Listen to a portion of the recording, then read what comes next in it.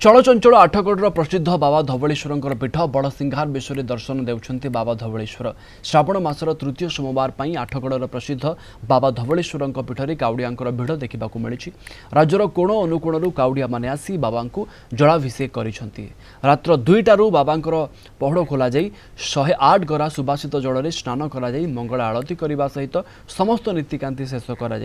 अधिक सूचना देउछन्ति आम आठगढ़ रिपोर्टर विश्वजित राउत।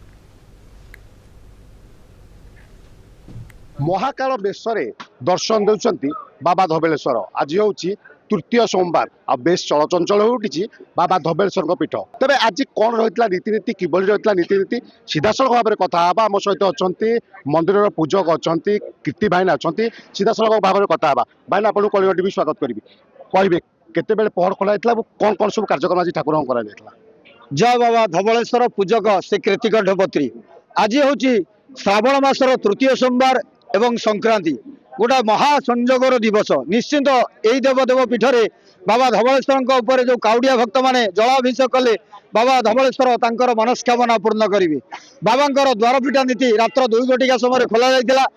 108 घर सुभाषित जल में बाबा को स्नान कर स्नान पर मंगल आलती कर बाबांकर स्वल्प बेश कर जो श्रद्धालु भक्त माने धाड़ी बांडी छिड़ा होते पानी ढालिया से सुजोग पाई बाबा धवलेश्वर मस्तक उपर जलाभिषेक करने बाबा को दर्शन करते बाबांकर कृपा लाभ करते।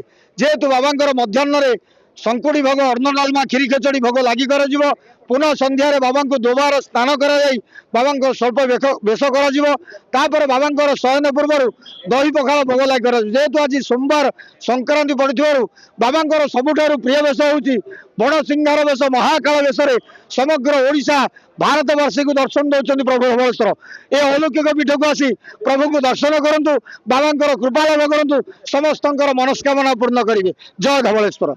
शुणुंट सीधासल भाव में दर्शन कले बाबा धवलेश्वर को कोटि जन्मर पुण्य मिलता है। मु कैमरा पर्सन कहे सीधासलख चित्र देखेबे किभली भाव में प्रशासन तरफ धाड़ी दर्शन चली किभली भाव में जो भक्त और श्रद्धालु मैंने आसने दर्शन कर बाबा धवलेश्वर को एक अपूर्व मुहूर्त आज दर्शन कर बाबा को पानी जल लगी करते खुशी लगता। बहुत खुशी है बाबा को जहाँ मागिले एमती बाबा ना किए पूरण कला वाला पृथ्वी ना धवलेश्वर जहाँ करेंगे एमती बाबा पाखे आसिक बहुत धन्य आम और बहुत शांति श्रृंखला भी चलती किसी असुविधा ना अव्यवस्था ना प्रशासनिक बहुत भल अच्छा। बाबा को पानी लगी करी बहुत खुशी अच्छे। बाबा दर्शन लाभ करने बहुत दूर भी आसू नेमाल आसू आज की मोर ए वर्ष 24 वर्ष है पांडाले बाबा बाबा कृपारू बहुत भल भी आमको दूर बहुत कष्ट है भी बहुत आस बहुत से भल लगुच जिते कष्ट होना कहीं बाबा को दर्शन कर बाबा पाखे जलाभिषेक कर भक्त और श्रद्धालु मैंने सबुठ बड़ कथा हूँ किए मनस्कामना पूर्ण होगा